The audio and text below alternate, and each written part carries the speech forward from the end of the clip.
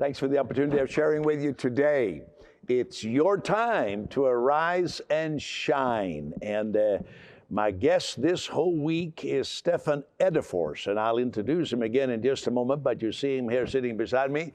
Good to have you here, Stephan. Thank you very much. We had a great program yesterday, and you can, of course, find that online or on various Facebook or wherever you are watching our material.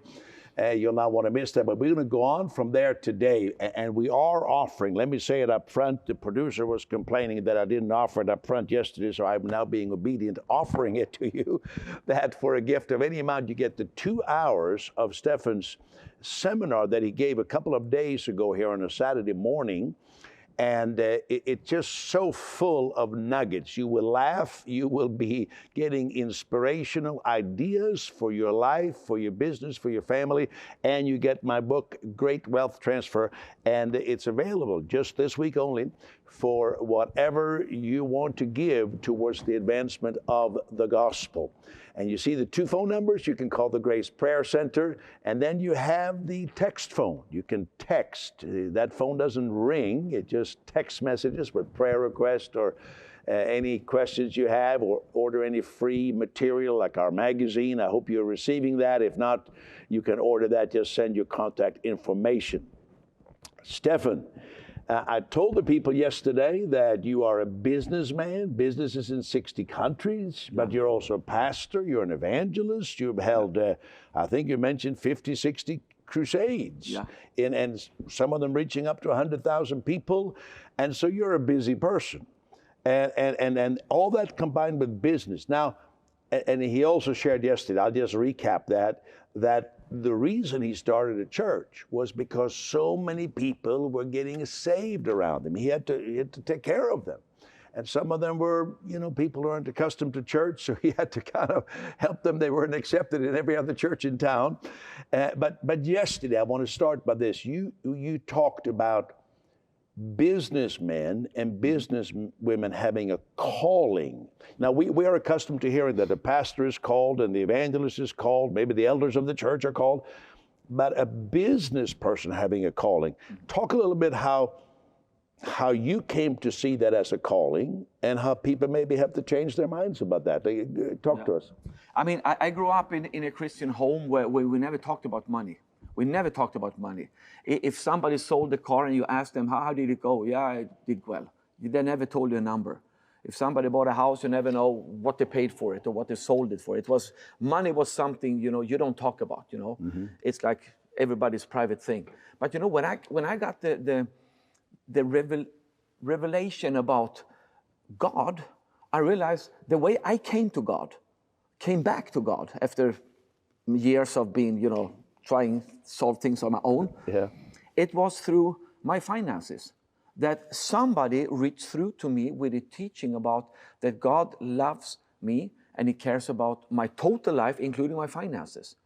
And I was a broken businessman. I did bankruptcies with 5 companies. I lost everything. I was totally down. And that message kind of reached through the darkness that was surrounding me in my mindset that God loves me. He cares about my finances. Mm-hmm. And that was the thing that reached my heart. And I said, God, if that's you, I'm here because I lost everything. Mm-hmm. My finances is like nothing. Mm-hmm. So that's how I came back to God. And the experience I've had with Him, how He canceled my debts. He canceled my tax debts. That was millions. He canceled them.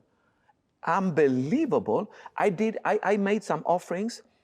I had some money that, was not maybe totally taxed for, but I kept them as a security, It was like $10,000. Mm-hmm. And I thought, God, knowing that you care, I don't need those money because anyhow, I can't pay anything with them anyhow. So I went home, I took that money and I went to church and I just put them in the offering bucket, all of it, $10,000. And I said, God, that is all I have. I have nothing left, but from now on, I trust you. And things started to happen, mold around that. And after a couple of weeks, I received my first total miracles. God, He canceled.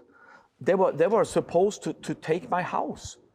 The same day, They were supposed to take my house. I got in that time fax. I even forgot a fax. The fax machine in my house started to sound, and it comes a fax from the tax authority of the county saying some new facts has appeared in the case, so we just withdraw our demands. So congratulations. It was like, and nobody could explain it to me. I lost 2 times in court over it. I was judged to pay.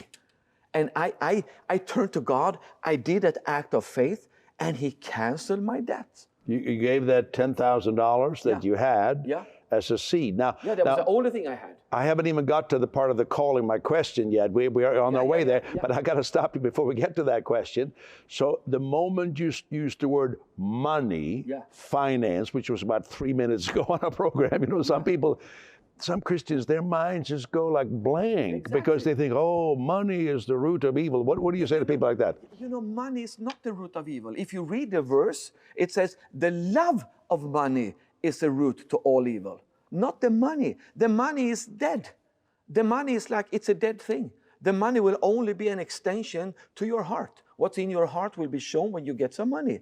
You want to know some person? Slow down. I'm on fire for this. You said something important there, and I want to make sure in case somebody, didn't get. Said your money tells the story. Tell that. It's a bigger. The money is the biggest storyteller. The money will reveal who you are. If you want to know me, check out my checkbook.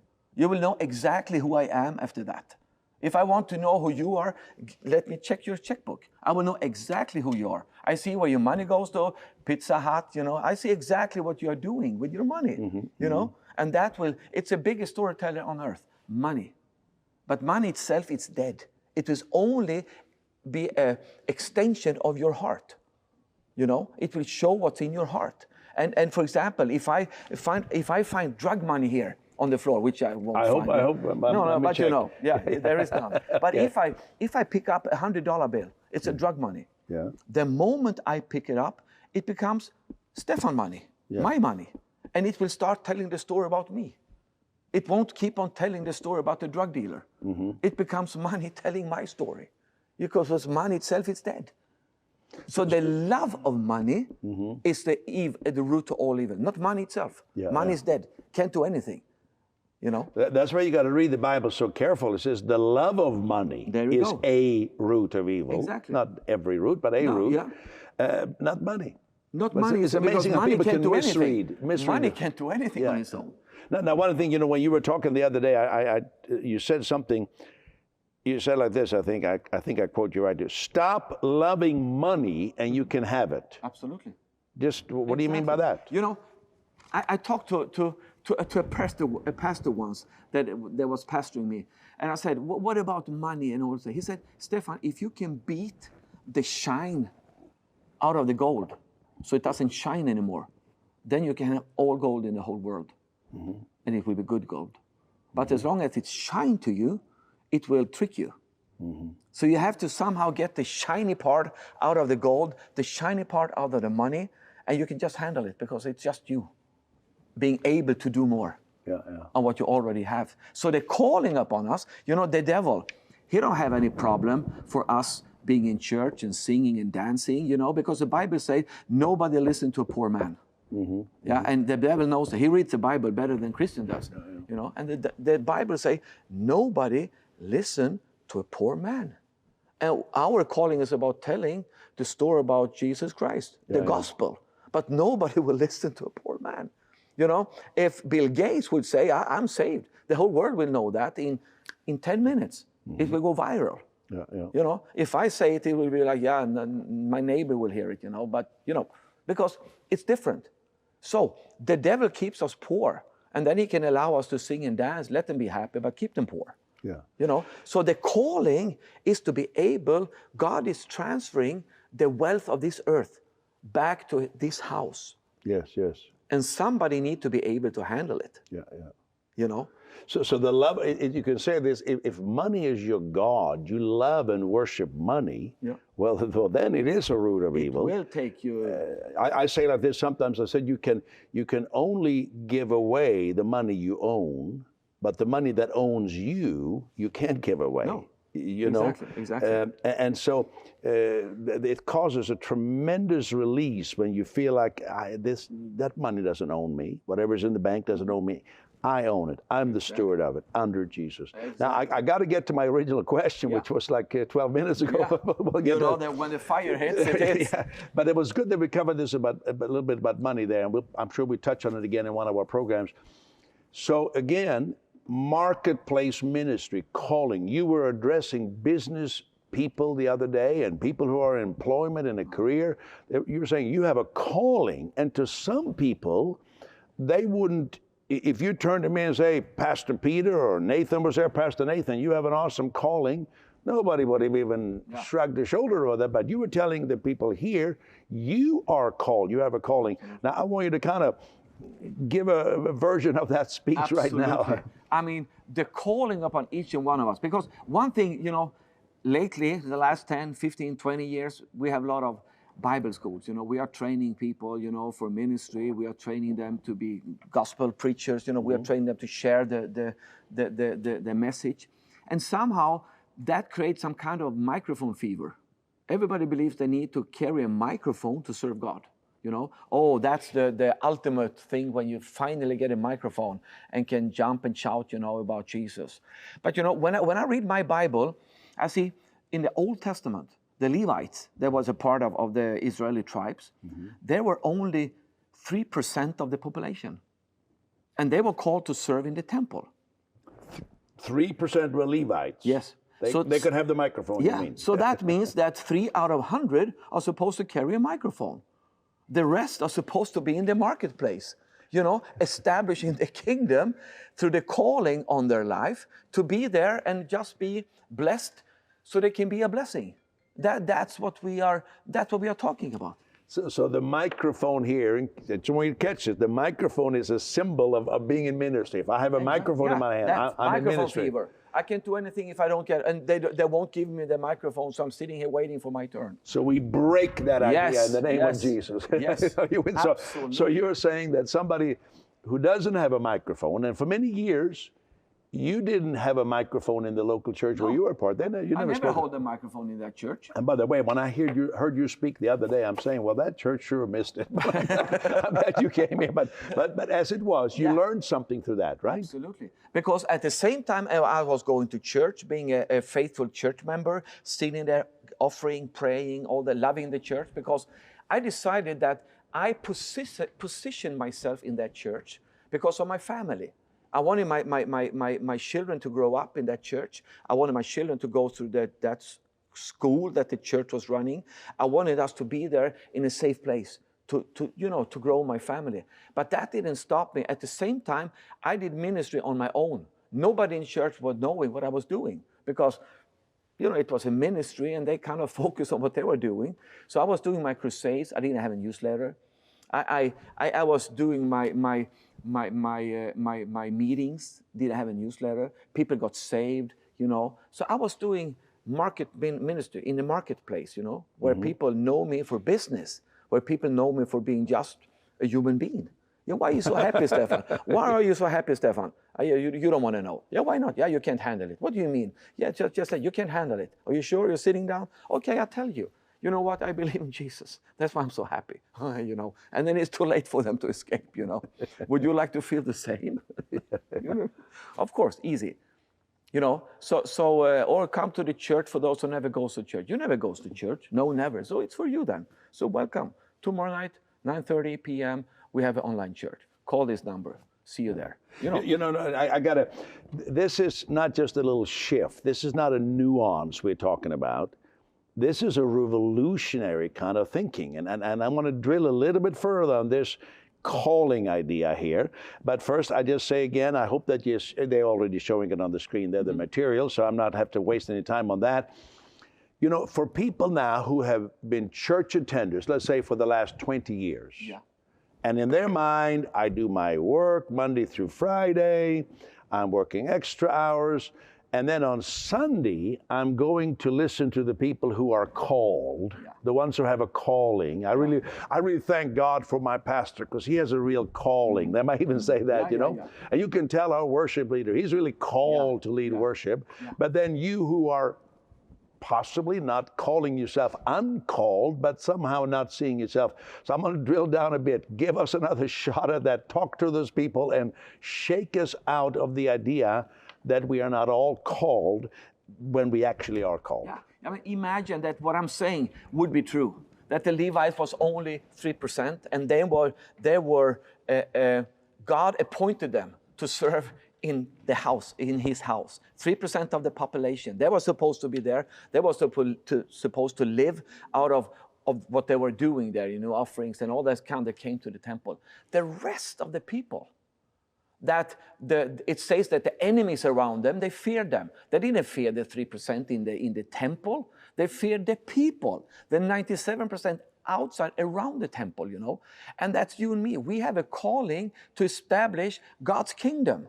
There is a calling on your life, and you have to maximize that calling by letting it hit you. And start reading the verses in the Bible that talks about you. Who are you? You are blessed. God calls you blessed. He appointed you to be blessed. And he decided about you to bear fruit.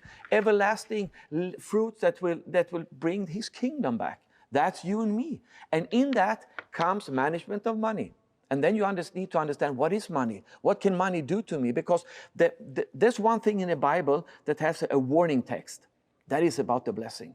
When you're there building your houses and your panel houses and everything is good, remember God. Don't forget about him. Who gave you the strength to gain wealth? That's a warning about the blessing. When you are blessed, don't forget who blessed you. So you have to understand those things. It can either make you or break you if you don't understand what the blessing is all about. It's about expanding the kingdom. You and me, total normal people, I consider myself normal. We are called to expand the kingdom wherever we go by being blessed to be a blessing. And that's a calling upon your life. And business people, you are called. And the enemy is trying to shut you down. Because if you connect with your pastor, in the old time you have priests and you have kings. The priest, he was carrying the vision, and the king was caring for the provision. He went out once a year, he raised war, he brought back the provision for the vision.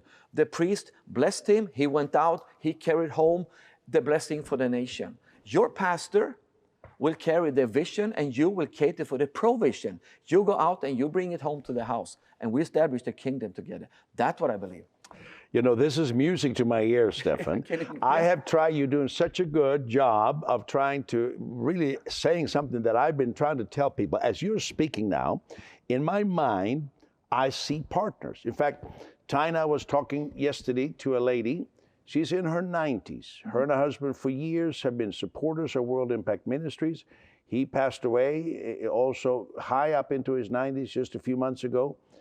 And here she is, and I think she realizes this, but just a person like her, or a person who is 30 years old, you are called. Your calling is not just to help the called one, Peter Youngren. You are called. You are called.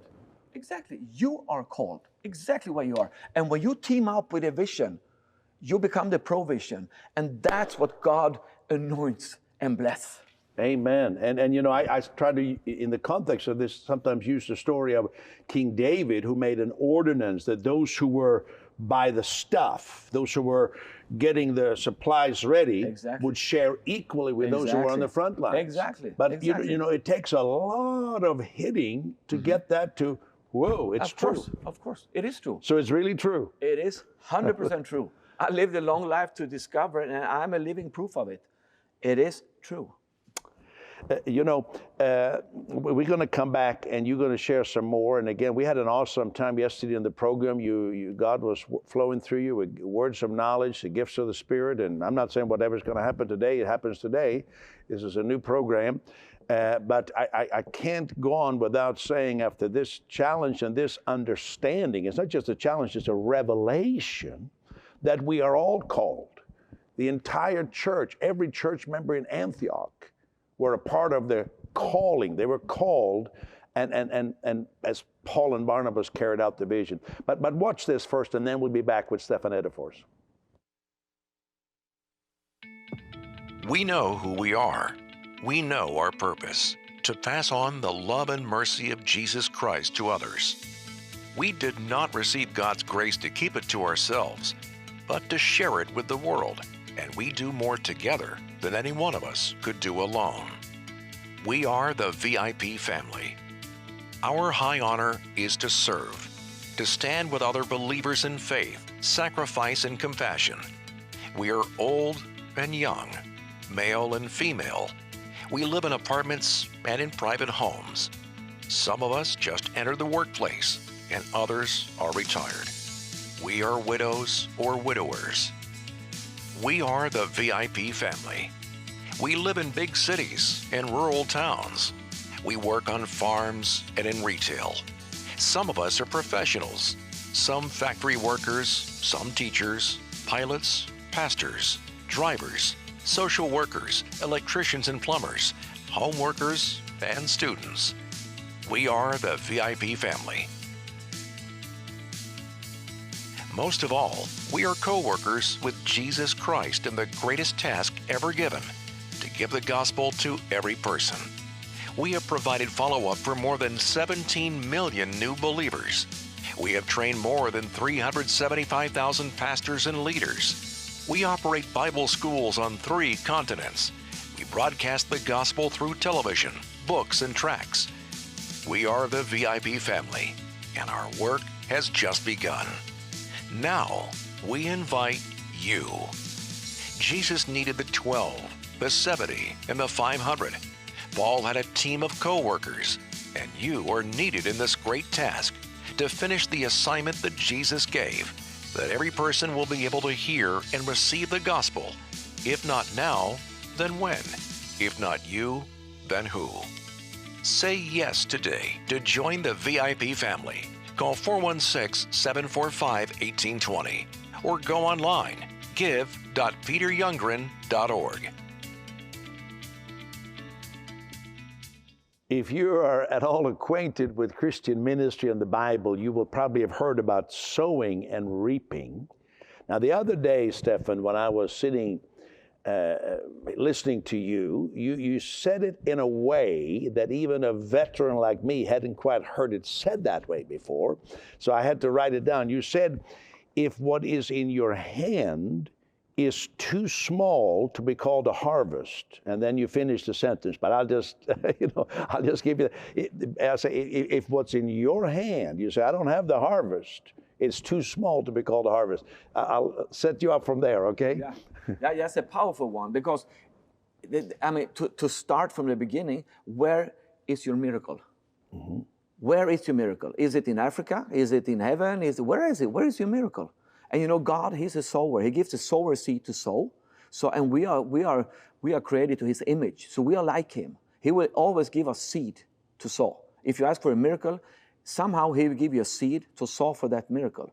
He doesn't give the believer's seed to sow. He doesn't give the Christian seed to sow. He gives the sower seed to sow. So when you understand who you are, that you are a sower operating by sowing for reaping.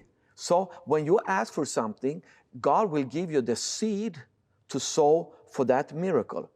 So that means that I used to say that if what you have in your hand is too small to be called a harvest, then name it a seed and give it away. That was the completion of the sentence. Absolutely, absolutely. And in my life, that has my life is built around that. I can check my account sometimes and I see, what's left on my account is nothing. I can't even pay my bills with it, so I just give it away. What should I use it for? I mean, I can't use it for what I want to use it for, so shall I just waste it for something else? No, I name it a seed and I give it away. And that's how I operate my finances. For example, if sometimes it's too small, so you kind of, what is this? Let's say I'm asking for a bicycle. And I say, God, I need a bicycle. And God will say, okay, I will give you the seed because you told me you're a sower, Stephan, so I'll give you the seed for it. So He will give me, when I go out there, maybe one of your elder ladies will come up to me and say, hey, Mr. Edeforce, I just felt God want me to give you $20. And I will look at it and say, well, thank you, ma'am. Really, thank you. Bless you for this. And I will say, $20, what can I use it for? Maybe I drive by McDonald's and I buy a burger for it. $20. I can eat it up. And if I do that, I just ate my seed. God heard me, And he sent that woman to give me that $20 because I asked for a seed towards my bicycle.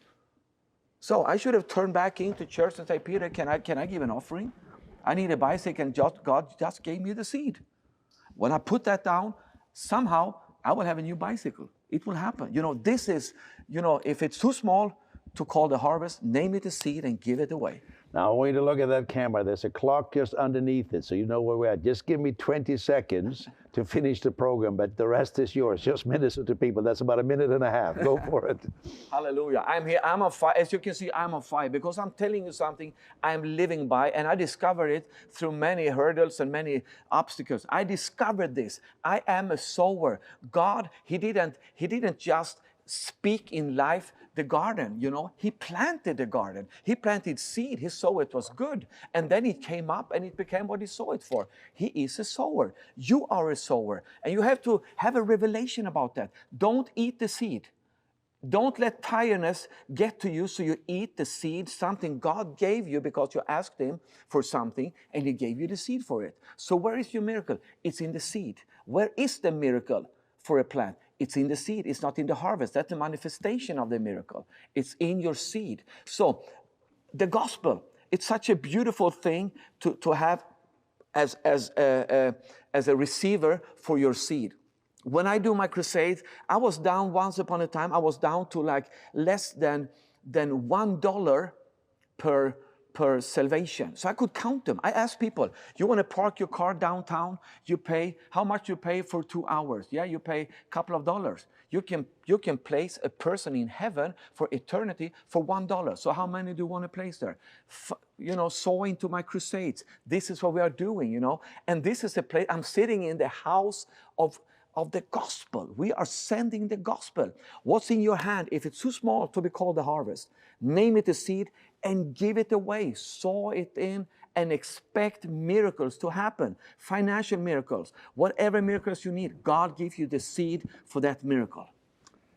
It's action time. God is speaking to your heart. You call the number on the screen. You can go online, very safe, and do what God tells you to do. You feel the prompting, and then stretch your faith and do it because you are loved by God. Thank you. Your participation makes this global gospel ministry possible. To share your prayer request or to help bring the gospel to those who have never heard it, call 416-745-1820. You can give at www.peteryoungren.org or send your gift to World Impact Ministries at P.O. Box 62039 RPO Victoria Terrace, North York, Ontario, M4A 2W1. Or P.O. Box 433, Winchester, Kentucky, 40392-9800. Together, let's give everyone a chance to know God's love in Jesus Christ.